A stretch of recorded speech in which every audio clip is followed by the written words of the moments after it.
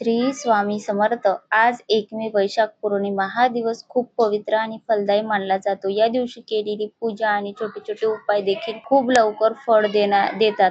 आपल्या धर्मात पिंपळाच्या झाडाला खूप मोठं स्थान दिलं आहे. पिंपळाच्या झाडात भगवान विष्णू, लक्ष्मी माता आणि पितरांचा वास असतो असे मानले जाते. म्हणून या दिवशी पिंपळाची पूजा केली तर देव आणि पितर दोघेही प्रसन्न होतात आणि त्यांच्या कृपेने घरात सुख, शांती आणि पैशाची वाढ होऊ लागते.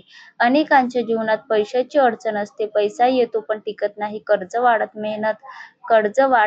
मेहनत करूनही फायदा होत नाही. अशा वेळी आजची ही वैशाख पौर्णिमेची रात्र तुमच्यासाठी खूप महत्त्वाची आहे आणि आज रात्री एक छोटासा उपाय केल्याने मोठा फरक दिसू शकतो.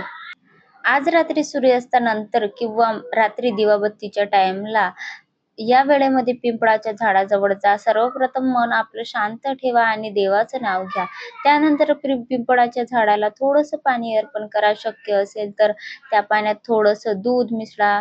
हळद कुंकू त्या झाडाला अर्पण करा. आता झाडाभोवती 7 किंवा 11 वेळा शांतपणे प्रदक्षिणा घाला आणि मनात आपल्या अडचणी देवाला सांगा. मनामध्ये आपल्या अडचणी सांगून आता मुख्य उपाय करायचा आहे. दिवाबत्तीला हा एक उपाय आहे. पिंपळाच्या झाडाखाली तिळाच्या तेलाचा एक दिवा लावा.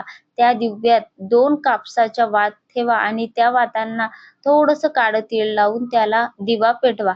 हा दिवा लावताना मनात अशी प्रार्थना करा की देवा, माझ्या घरातील पैशाची अडचण दूर कर, माझं कर्ज कमी कर आणि माझ्या घरात लक्ष्मीचा वास होऊ दे. त्यानंतर ओम भगवते वासुदेवाय नमः हा मंत्र 21 किंवा 108 वेळा जपा. हा एक छोटासा उपाय खूप प्रभावी मानला जातो. तिळाच्या तेलाचा दिवा लावल्याने शनी दोष, पितृदोष शांत होतात आणि अडथळे दूर होऊ लागतात. हळूहळू पैशाची अडचण कमी होते आणि घरात सकारात्मक ऊर्जा वाढते. शक्य असेल तर या दिवशी एखाद्या गरजूंना अन्नदान करा किंवा गाईला भाकरी खाऊ घाला. यामुळे पुण्य वाढतं आणि देवाची कृपा लवकर मिळते. हे सर्व करताना एक गोष्ट लक्षात ठेवा, श्रद्धा आणि विश्वास खूप महत्त्वाचा आहे.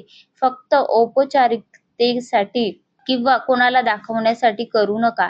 मनापासून करा. आजची ही वैशाख पौर्णिमेची रात्र खूप शक्तिशाली आहे. त्यामुळे हा उपाय नक्की करा. तुमच्या जीवनात चांगले बदल हळूहळू दिसू लागतील.